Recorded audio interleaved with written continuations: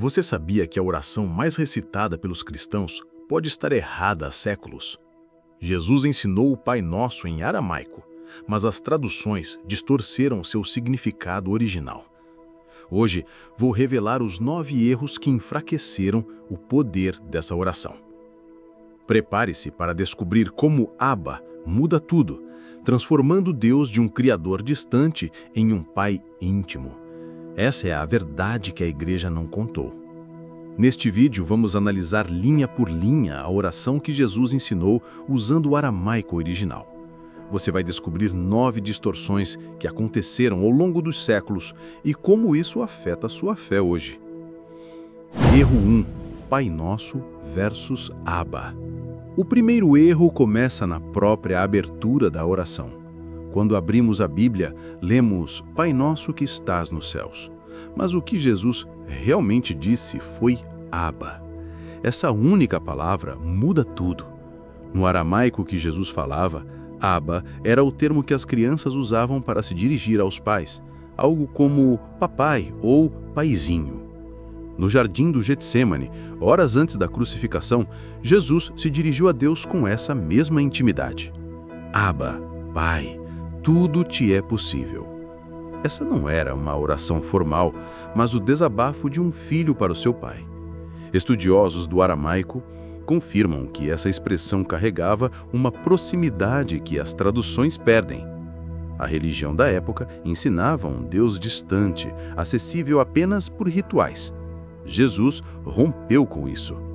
Chamar Deus de Abba era revolucionário.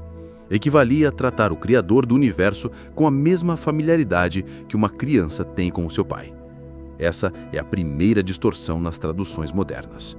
Quando dizemos apenas Pai, perdemos a dimensão do afeto que Jesus quis ensinar. A relação com Deus deixa de ser uma transação religiosa e se torna um vínculo familiar. Você não se aproxima de um rei distante, mas corre para os braços de um pai que te conhece pelo nome. Erro 2. No céu versus nos céus. A maioria das traduções modernas diz Pai Nosso que estás no céu, no singular. Mas no aramaico original, Jesus usou a palavra Shamaia, que está no plural. Essa diferença muda profundamente nosso entendimento da soberania de Deus. Os judeus do tempo de Jesus entendiam que existiam múltiplos céus.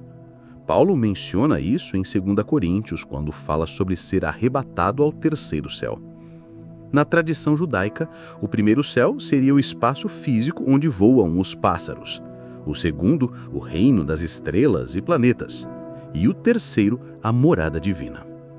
Jesus falava de todos esses níveis quando dizia nos céus.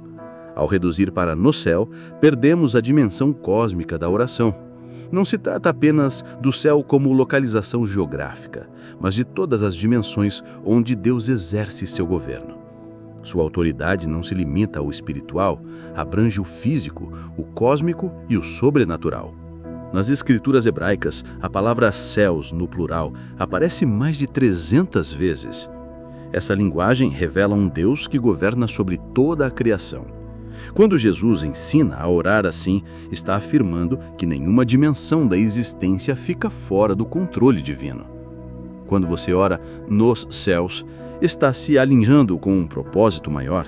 Sua oração ganha alcance cósmico quando entende que o Pai está presente e ativo em todos os níveis da realidade. Erro 3. Santificação como ação humana.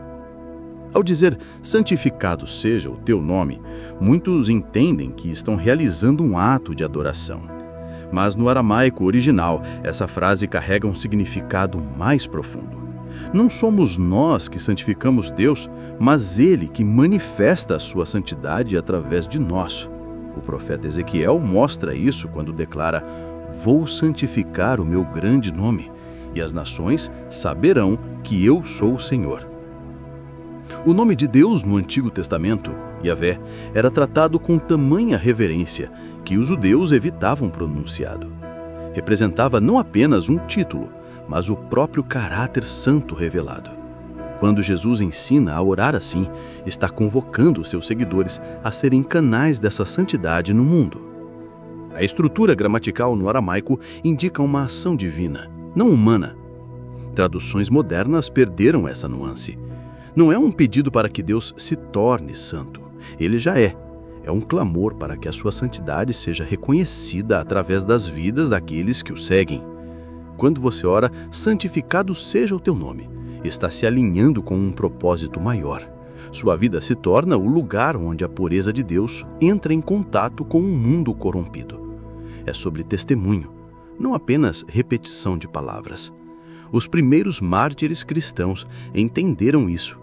Eles não gritavam, sou santo, mas demonstravam a santidade de Deus através da sua coragem e amor sacrificial. Seus inimigos reconheciam que algo divino habitava neles. Santificar o nome de Deus não é ritual, mas realidade.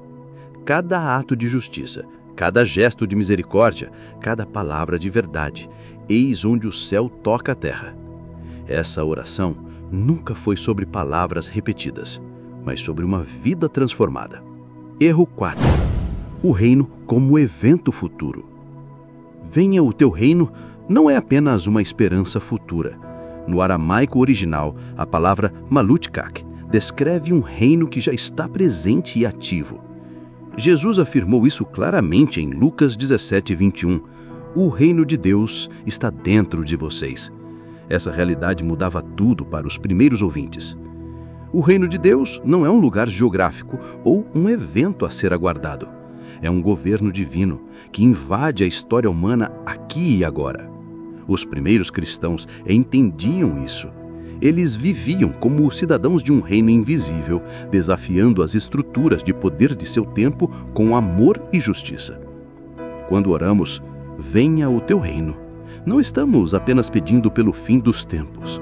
Estamos clamando por uma intervenção divina em nosso cotidiano. Cada ato de bondade, cada demonstração de verdade, cada gesto de reconciliação, esses são sinais do reino entre nós. Esse entendimento transforma a oração. Ela deixa de ser um desejo passivo e se torna um compromisso ativo. Você não espera o reino chegar, você o manifesta através de suas escolhas. O reino opera em duas dimensões simultâneas. Já está presente, mas ainda não na sua plenitude. Essa tensão define a vida cristã. Você vive aos valores do céu em uma terra que ainda geme por redenção. Sua oração se torna um ato revolucionário. Nos evangelhos, Jesus compara o reino a um fermento que trabalha silenciosamente na massa. Ele não anuncia sua presença com estrondo, mas transforma tudo por dentro. Quando você ora assim, você está se alinhando com essa força subversiva que remodela a realidade. Erro 5. A ordem da vontade divina. Na oração que Jesus ensinou, a sequência é reveladora. Seja feita a tua vontade, assim na terra como no céu. Mas no aramaico original, a ordem é inversa. Jesus colocou o céu primeiro, do céu para a terra. Essa pequena diferença muda completamente o sentido da frase. Não estamos tentando elevar nossa vontade humana ao céu, mas recebendo e executando a vontade divina que vem de lá. No Getsemane, Jesus demonstrou esse princípio. Ele não negociou com o Pai, mas se submeteu. Não seja o que eu quero, mas o que tu queres. Esse foi o modelo perfeito de alinhamento com a vontade celestial. A oração do Pai Nosso segue o mesmo padrão. Primeiro o céu, depois a terra. A direção é sempre de cima para baixo. As traduções modernas perderam essa ênfase. Quando invertemos a ordem, fazemos parecer que a terra é o ponto de partida. Mas o aramaico mantém a hierarquia correta. A vontade se origina no céu e se manifesta na terra. Você não molda Deus aos seus planos. Ele te convida a participar dos dele. A vontade de Deus não é um decreto distante. Ela desce ao mundo real através daqueles que oram, seja feita a tua vontade. Cada ato de obediência, cada escolha alinhada com os princípios do reino, cada momento de rendição, esses são os canais por onde o céu invade a terra. A oração de Jesus não ensina a mudar a mente de Deus, mas a ter nossa mente mudada por Ele. Do céu vem a inspiração, o propósito, a direção. Da terra surge a resposta obediente. Esse fluxo divino é o coração da vida cristã autêntica. Erro 6. O pão e a ansiedade pelo futuro. A expressão "o pão nosso de cada dia" perdeu parte importante do seu significado original. No aramaico que Jesus falava, a oração dizia literalmente "o pão de amanhã, dá-nos hoje". Essa nuance muda tudo. Não se trata de garantir estoques para meses, mas de confiar no sustento diário. No deserto, Deus provisionou maná aos israelitas com uma condição clara: só podiam recolher o necessário para um dia. Quem tentava armazenar para o amanhã via o alimento estragar. Essa lição recoa na oração de Jesus. Ele ensinou a pedir pelo pão de amanhã, mas no hoje, uma inversão que desafia a nossa ansiedade pelo futuro. O pão na cultura judaica tem 3 dimensões: alimento físico para o corpo, a Torá como alimento espiritual e o banquete messiânico na era por vir. Quando oramos assim, estamos pedindo sustento em todas essas esferas. Mas o foco permanece no presente. Semana que vem não importa. O que conta é o hoje, o agora. A preocupação excessiva com o futuro rouba a paz do presente. Quando você ora pelo pão de hoje, está dizendo: confio que o mesmo Deus que me sustenta agora cuidará de mim amanhã. Essa fé prática liberta da ansiedade. Você não nega o futuro, mas o entrega nas mãos daquele que já está lá. Esse pedido da oração modela nossa relação com o tempo e os recursos. Nunca será sobre acumular, mas sobre receber e compartilhar. Quando o pão chega, você reparte. Quando a provisão vem, você agradece. E quando a manhã seguinte chegar, você encontrará novo maná fresco. Esta é a economia do reino. Erro 7. Perdão como transação. A tradução comum diz "perdoa as nossas dívidas", mas o aramaico original usa uma palavra que amplia muito o significado e inclui todas as dívidas espirituais que nos separam de Deus. Jesus contou a parábola do servo impiedoso justamente para ilustrar essa troca. Um homem perdoado de uma dívida impagável que se recusa a perdoar uma pequena dívida alheia. Essa linha da oração funciona como via dupla. Você pede perdão divino na mesma medida em que se compromete a perdoar. Os monges do século IV chamavam isso de a regra do duplo movimento: receber misericórdia e estendê-la.